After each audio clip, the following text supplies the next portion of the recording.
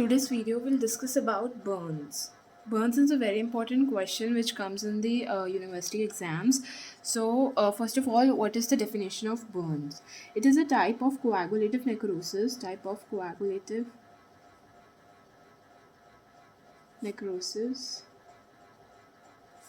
caused by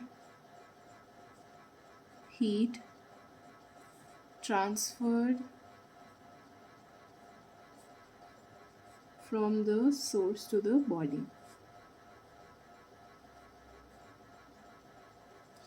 Now, some similar terms are there. For example, frostbite. So, this is actually a coagulative necrosis which is caused by extreme degrees of cold. It is not a burn. So, frostbite is not a burn. It is a coagulative necrosis caused by the extreme degrees of cold.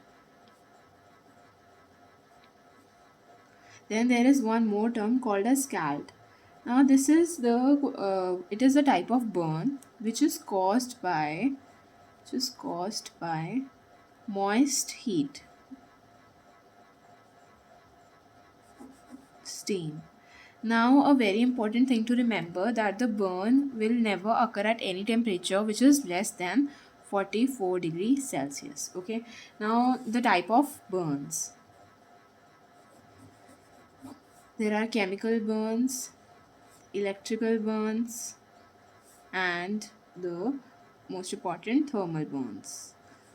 Thermal, we have flame burns and scald burns. Okay. Now coming on to the pathophysiology of burns. Now how does burns actually cause all the effects and all the damage to the skin? Pathophysiology of burns. Now what happens is, as I said before, heat, it causes the coagulative necrosis of skin and subcutaneous tissue. Now it leads to the release of the vasoactive peptides or amines, which is, we'll write it as VIP. Now this release leads to an altered capillary permeability. Now when the permeability is altered, there is a fluid loss which leads to decrease in the cardiac output, that is severe hypovolemia.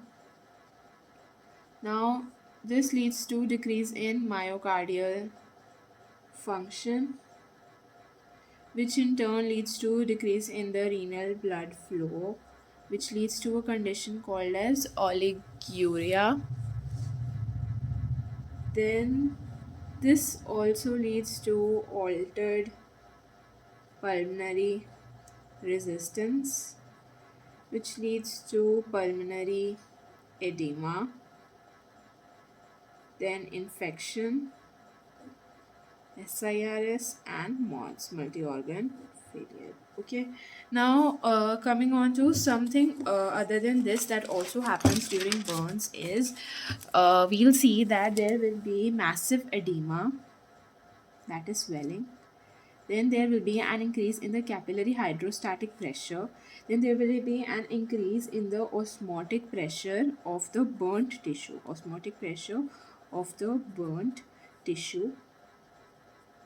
There will be an increase in the capillary permeability, and there will be an increase in the evaporative water loss. There will be a decrease in the clearance of fluid and protein. There will be a decrease in the plasma oncotic pressure. Okay. Now this is the pathophysiology. Moving on to the management of burns. So first of all, the first modality is first aid. In first aid, cold water is given to stabilize the mast cells, to decrease edema, and to decrease histamine.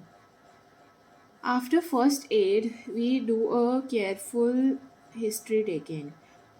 That is the duration since injury is recorded. Then we do hospitalization and admission in burns ward with AC facility.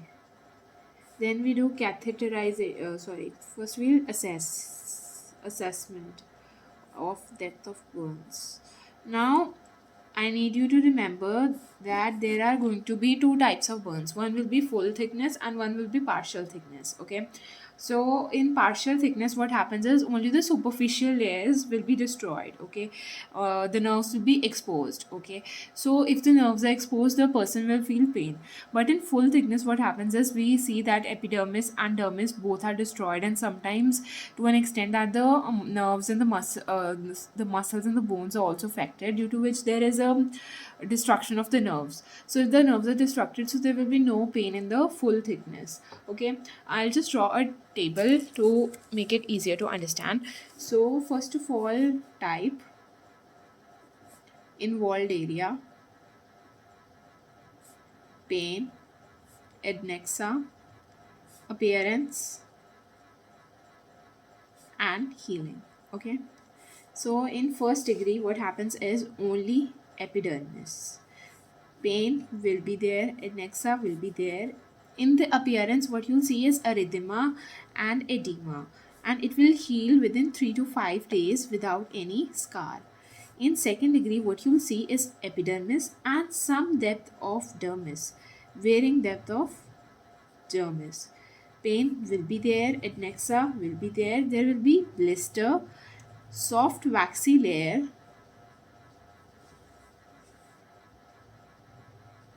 elastic. I need you to remember, here it will be red in color, in the second degree it will be white in color. Okay, and the pain will be there. So it will heal within 10 to 20 days with formation of hypertrophic scar. Okay, then in third degree, what we'll see is epidermis and the dermis both are involved. Pain won't be there, and adnexa will be completely lost. What you'll see is a tough, dry, sure, thrombosed subcutaneous vein. It will heal within 3 to 5 weeks. 3 to 5 days, 3 to 5 weeks. Okay, so in this you will have to do split skin grafting, which I'll discuss in another video. Now in 4 degree burns, this is where it is very severe. So it is going to involve the muscles as well as the bone. Underlying bones and muscles are involved. Pain won't be there, adnexa will be lost. It will be extremely painless, and it will be black in color, black charred appearance. Okay, yes. Now coming on to, this is the assessment of the depth of burns. Now how we can assess the extent of burns. Okay, then assessment of the extent of burns. In extent of burns, we use the Wallace rule, which is 9% rule. Okay, rule of 9. Okay, I'll explain it to you by a diagram. Okay, suppose we have a person like this, excuse my drawing, and we have a small little kid who also suffered a burn injury.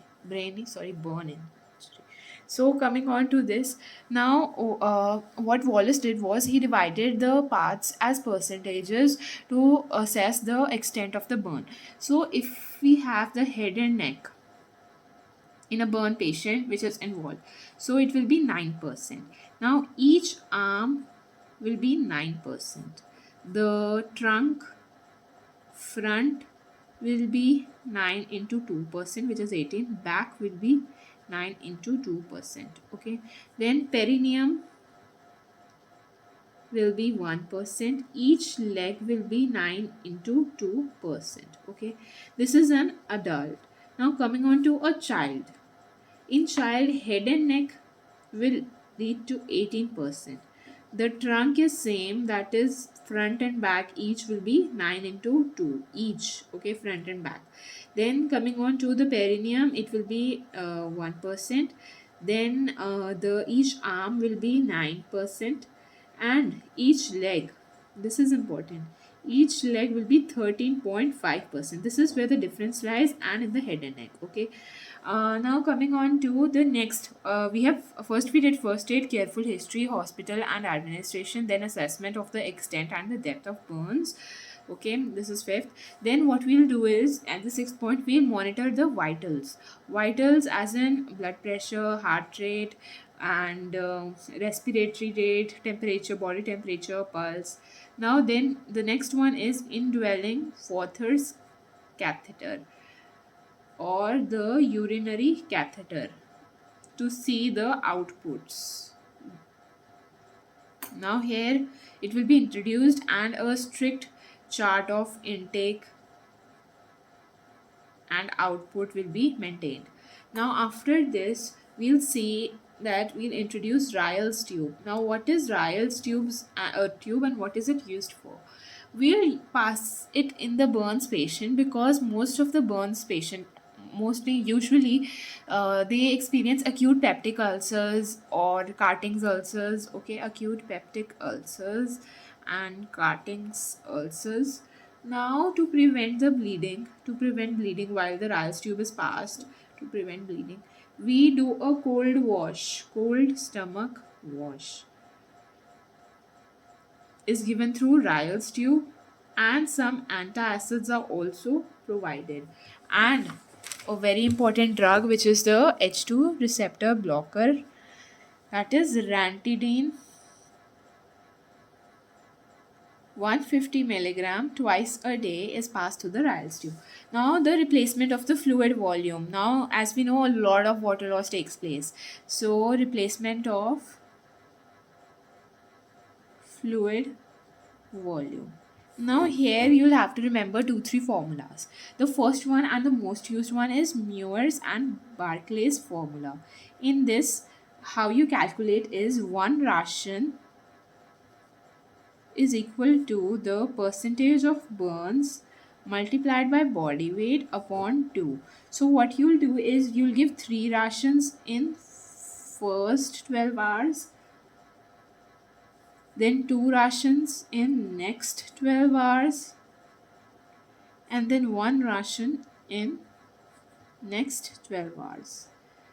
Now the best solution is plasma, but due to the fear of transfusion reaction we also give Ringer's lactate. Now if suppose the burns in the patient is more than 20%, so you will give packed cells plus second ration, okay. Now after 36 hours, depending on the urinary output, you will give around 2 to 3 liters of the fluid every 24 hours. Now as I said, the another formula is Parkland's formula. In Parkland's formula it is very easy. What we do is 4 ml per percent per kg in first 24 hours, then half in the first 8 hours and 1/4 in the next 8 hours each, okay. Now there is one more formula which you can remember. It is the modified Brooks formula. Modified Brooks formula. In this, what happens is in first 24 hours we'll give 2 ml per percent of burns per kg, okay. This is deficit, plus we'll give a maintenance of 2500 ml, okay. Now in the second, what you will do is second 24 hours, 50% of the deficit in first 24 hours plus maintenance वही 2500 ml in adult. Now, the rate of administration is 50% in the first 8 hours after injury and 50% in the next 16 hours. Now, after this, we do not want any infections to take place. So, we'll give broad spectrum antibiotics. In antibiotics, the most commonly given thing is cephalosporins. Even narcotic analgesics like morphine, 10 to 12 milligram intramuscular injection, or pethidine, 60 to 75 milligram IM. Now, the burns wound. What we do of the wounds that are caused due to burns. Now, there are two modalities. One is the open wound. Now, if you have the environment or the if you have the environment or the facilities are available in the environment, like if you have fumigated wards, so you can easily leave the wound open to heal after applying the sulfazine cream. But if such environmental facilities don't exist and it is not liable or it is not appropriate to keep the wound as open, so what we do is we use the closed method. In this sulfasalazine 1% cream you apply, and then you apply a bandage to it. Now this actually helps in reducing the pain, so there will be less pain and there will be decreased infection and sogging chances. Then there is next, what you will do is a tangential excision, then grafting within 48 to 72 hours. Okay. Now, if the wound is larger, we can use mesh expanders, which we'll discuss when we'll discuss about the grafts. And the advantage of doing this is that there will be no secondary infection. There can be, but there are less chances. Then there will be decrease in the hospital stay, decrease in the incidence of contracture and hypertrophic scars, and the cost of treatment is reduced. Now, what are the causes why a patient of burns dies? Causes. First of all, a very important reason is the respiration. Uh, if there is a suffocation, then the person might die. There might be choking or suffocation. Okay. Then there can be a septicemic shock. Then what if uncontrolled hypovolemic shock occurs? The prognosis of a patient of burns depends upon many factors. You can remember it by this. First of all is the cardiopulmonary disease. If the person has cardiopulmonary disease, it is poor. Then from I, inhalation of noxious fumes. Okay. Then D is the depth of burns. E stands for extremities of age. This is the management of burns. In next video, we'll discuss about the grafting.